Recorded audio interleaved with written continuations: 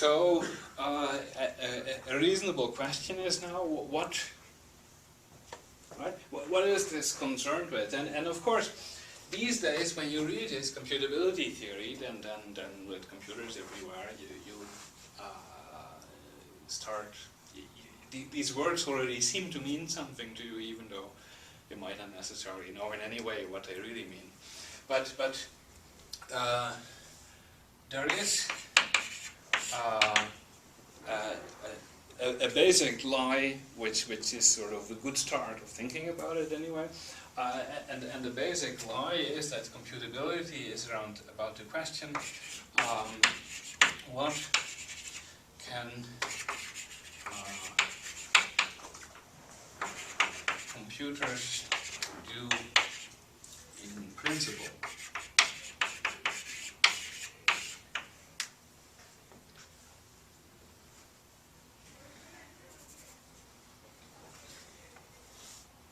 And I call this the basic lie because it's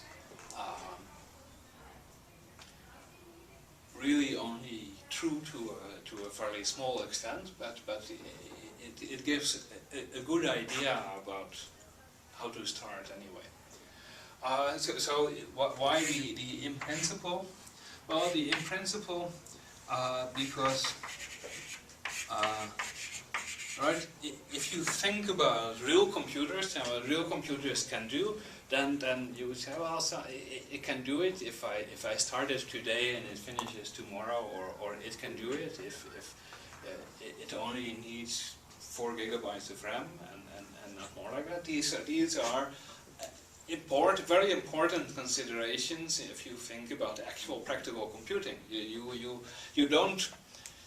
do not consider something computable if it will take the life of the universe to compute it in any sort of practical way.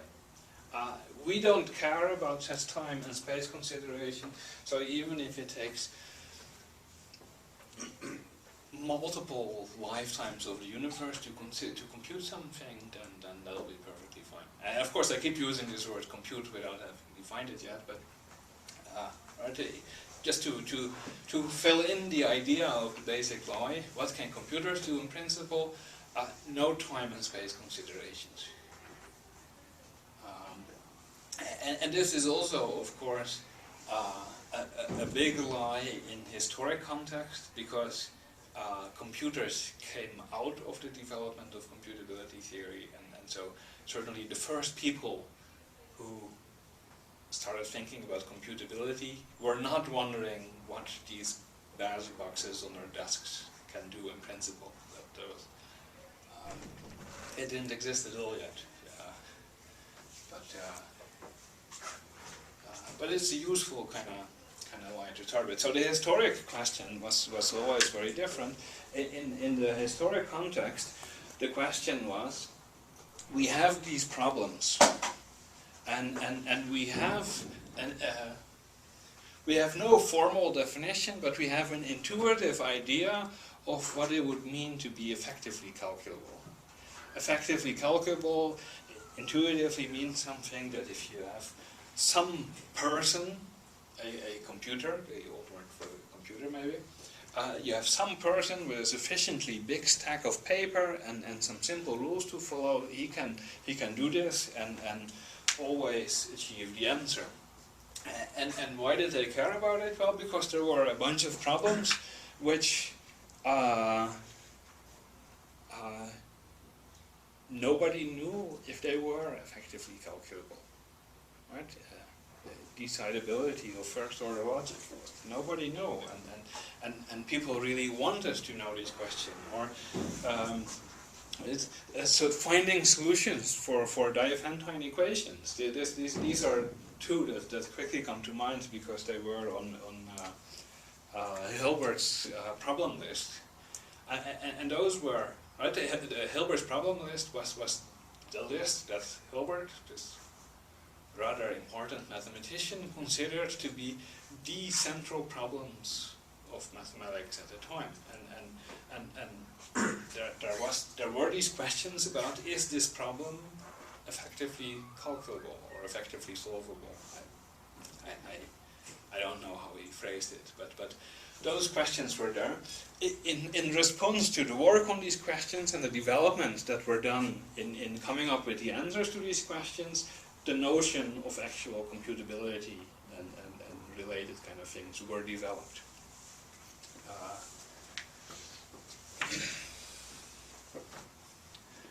Okay, so after this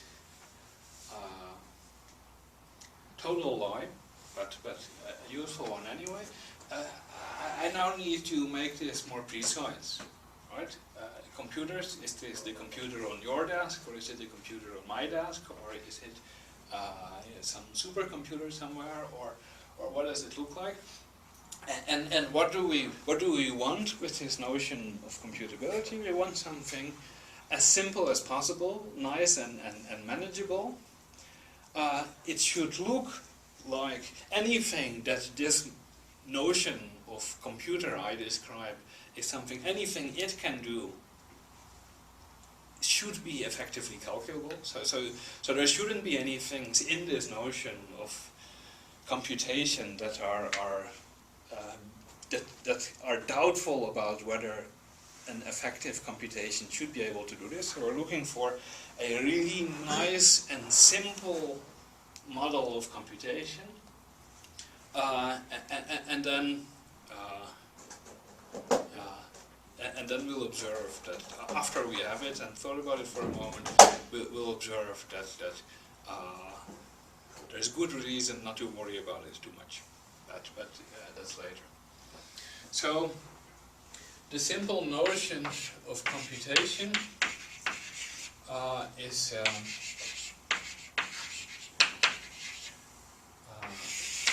the Turing machine,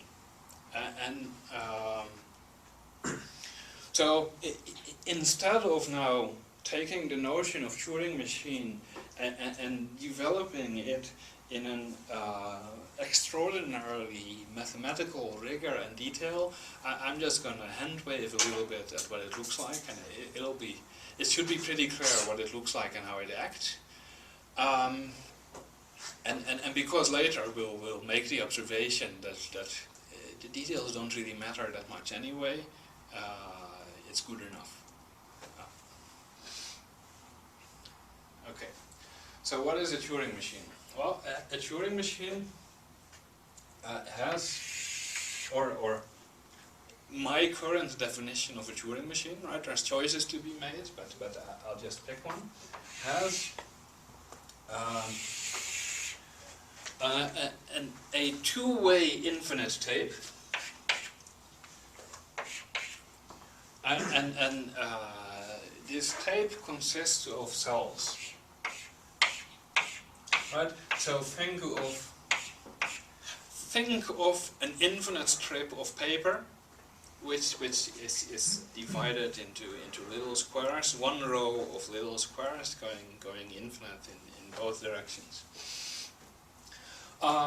Each of these little squares can contain a symbol, and I'll choose that each of these little squares can contain either a 0 or a 1. Right? And I say again, I choose because you can make a different choice about the so-called tape alphabet, and the different choice we'll observe doesn't really matter anyway. So this is nice and simple. This is the tape. That's ingredient 1. Ingredient 2 is that this tape has a reading head.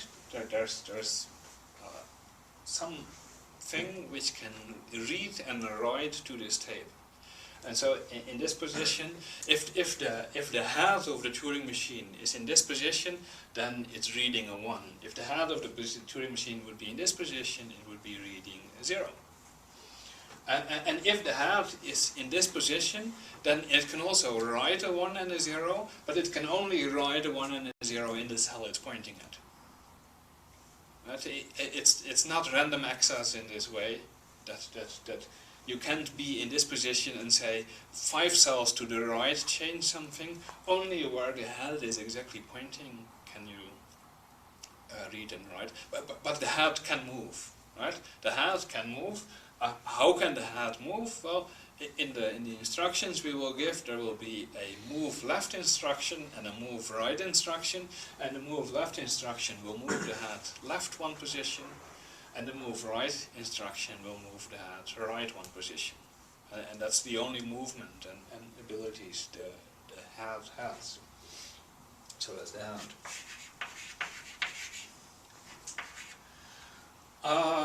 Then the third object, or the third thing in the Turing machine is the state. Every Turing machine at any point in time is in a particular state.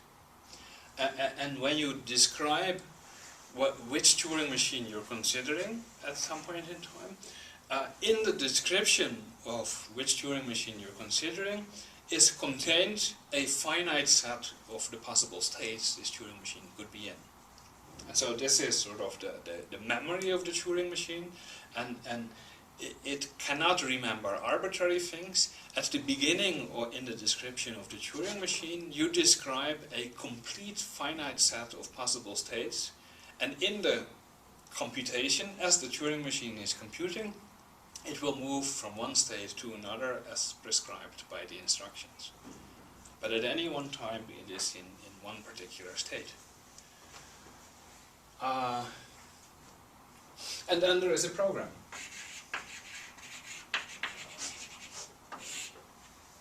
So I'll describe what the Turing machine program is in a moment, but after I write down an example of a program, then we have seen everything about Turing machines. So let me start with a simple program, something, and while I'm, so what does the program consist of? The program consists of a finite set of instructions, and each of these instructions is a 5-tuple, and the 5-tuple is sort of, so there's 5 things, 1, 2, 3, 4, 5. There's 5 things in there, and in some sense there's this split in the first 2 and the second 3. The first 2 describe if the Turing machine is in this state reading that symbol. So for instance, if it is reading a 1 and it is in state start, then this instruction would apply, and then the next 3 parts of the instruction describe what it is the Turing machine would do. And so here we could say, well, if it's in state 1, if it's reading a 1 in state start, then it will write a 1, move to the right, and stay in state start. So this is one instruction in the Turing machine. It's one instruction in a Turing machine that is valid if the tape alphabet includes a 1 and if the set of states includes a state called start. And then you have other ones, right? If you're reading a 0 and you're in position start, then you write a 1, you go to the right, and you go into state S2. And if you read a 1 while you're in state S2, you write a 1, you go to the right, and you stay in state S2. If you're reading a 0 while you're in state S2, write a 0, move left, and go into state S3. If you are in state S3 reading a 1, write a 0, move left, and go into state S4. Can I run out of space? I'll continue my program over here. If you're reading a 1 while you're in state S4, write a 1, move to the left, and stay in state S4. I'm just giving a bunch of examples of a Turing machine instructions, and together they describe the program. If I'm reading a 0 while I'm in state S4, write a 0, move to the right, and go into state hold. So these 1, 2, 3, 4, 5, 6, 7 instructions is a nice Turing machine program. You might guess it's not entirely arbitrary, but that's certainly not the point at this point. So this is a complete description of what a Turing machine is. And now we should see how it computes.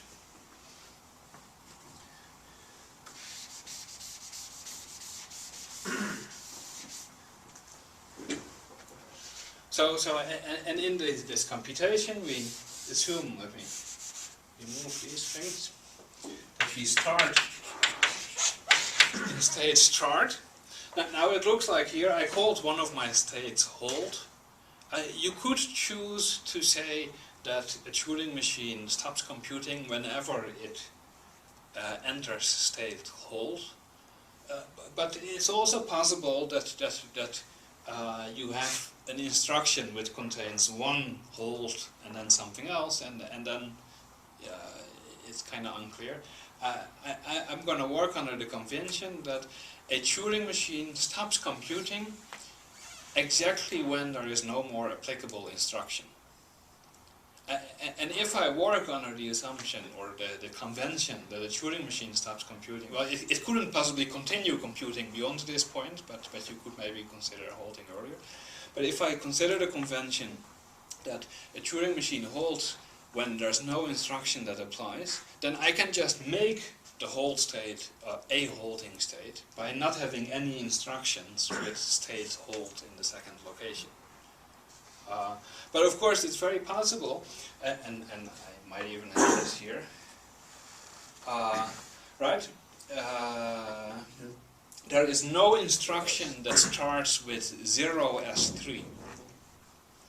And so if you're reading a 0 and you're in state as 3, then no instruction applies, and the computation also holds. And that's not like segmentation fault and something goes wrong. That's just an ordinary way the Turing machine would stop computing. If you like, you can try and put in the extra effort in making it in the special hold state. Here it's just a matter of convenience that I call it hold. Maybe I should just have called it S5, and S5 nowhere occurs in the second place in any of the instructions, so that's just as good, and no confusion. So how does it compute? Let's compute it on this input. The Turing machine, it's reading a 1, it's in state start, so this is the description of the input in the machine at this point. And so we go and look at our finite list of instructions, and we see here there's one that starts with reading a 1 being in state 1. And then what does it tell us to do? It says write a 1. Oh, you write a 1. Now notice that this is how you say don't change the symbol. There's no instruction where you don't write, but if you write what you just read, then you didn't change the symbol. Right? So write a 1, move to the right, and stay in state start. Right here is also a sort of an abuse of the name of the state, because the Turing machine just took a step, but I'm still in state start. So the state start is, I named it state start because that's where I started, but it doesn't have any sort of deep meaning, because we didn't just start and we're still in state start. Do you have to move left or right? Can you just stay where you are? You have to move left or right. Yes. But right, you have to move left or right. We will see, just like I thought the tape alphabet doesn't really matter.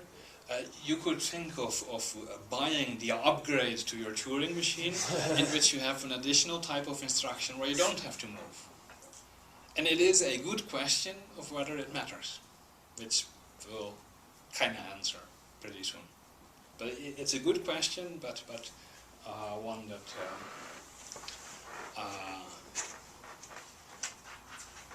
think about the question. Yes. Presumably, you demand that your program doesn't have contradictory instructions or multiple. It's a choice. Maybe you have a Turing machine that as soon as it sees contradictory instructions, it immediately dies. Or maybe you buy the contradictory instruction Turing machine upgrade, and if you buy the contradictory instruction Turing machine upgrade, if that's what I call it, if you buy it as an upgrade, then it can deal with a program with contradictory instructions because it has the strategy to always pick the first applicable instruction. And same like this question about the alphabet, it's a good question to wonder, does it matter? Right? Does it matter? Now, of course, the question doesn't make sense yet, because does it matter for what? But we'll get to the point where we know what it's supposed to matter for, and at that point we can also hand wave at the answer that I'm not going to tell you yet. So now I'm reading a 1, I'm in state start, so the same instruction applies. Write a 1, move to the right, stay in state start. Now I'm reading a 0, I'm in state start, so this means the second instruction applies. What does the second instruction says? Well, it says write a 1. So this is the first change we have actually made to the tape. Write a 1, move to the right, and go into state S2.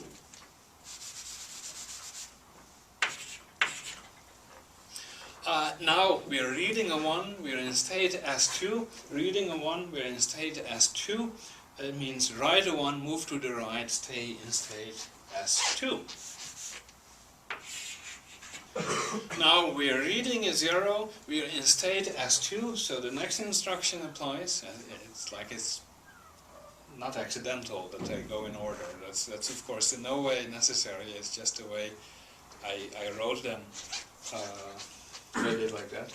So we're reading a 0, we're in state S2, we write a 0 and we move left and we go into state S3.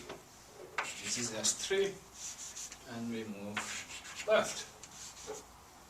Now we're reading a 1, we are in state S3, we're reading a 1, we're in state S3, so we write a 0, we move left and we go to state S4.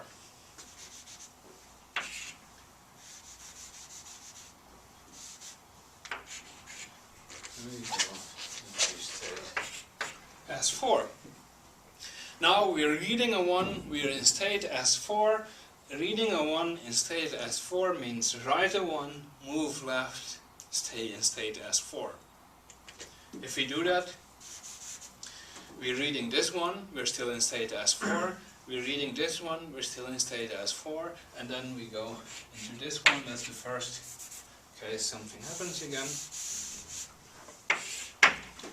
And now we are reading a 0, we are in state S4, reading a 0 in state S4, write a 0, move to the right and go into state S5.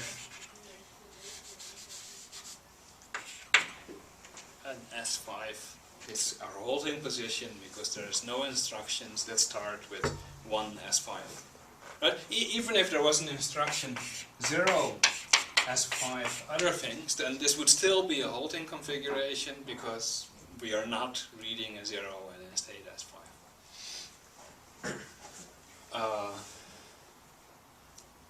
And so this is an example of a Turing machine and an example of how the Turing machine computes.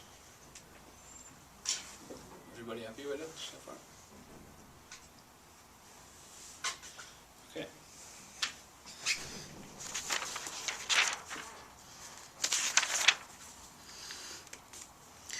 So, getting fairly low on time, but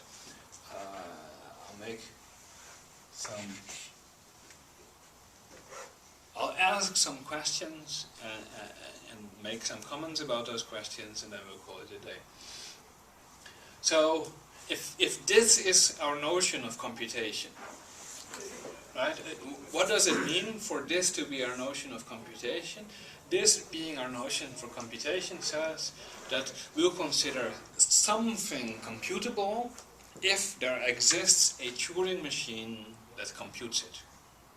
Right? What does it mean for there to exist a Turing machine that computes it? Well, you need a Turing machine program. But there is another kind of strange thing, and that is that this Turing machine works with this curious tape, and this tape just contains zeros and ones. And so, what does it mean for a function from the natural numbers to the natural numbers to be computable, which are maybe our simplest types of functions we want to talk about, and we really want to talk about them, functions from the natural numbers to the natural numbers, but there are no natural numbers here. And as soon as you start thinking about functions from natural numbers to natural numbers, you also want to maybe think about, well, if I have a graph and I want to compute its minimal spanning tree, well, according to what I said a moment ago, being able to compute the minimal spanning tree of a graph, which is not going to be a big concern of us, friend, but anyway, if you would want to compute the minimal spanning tree of a graph, then you need a Turing machine that as its input can take a graph, and as its output can give a minimal spanning tree. And that's certainly not what's happening here, because our Turing machine takes, right, if you say its input is what's in the start on the tape and its output is what's in the end on the tape, then the only thing a Turing machine computes is a function from infinite sequences of zeros and ones to infinite sequences of zeros and ones, because that's what a tape is. And so we'll need to do a little bit of work to make sense of the idea that a Turing machine can compute something we might possibly care about. And we'll do that on Wednesday.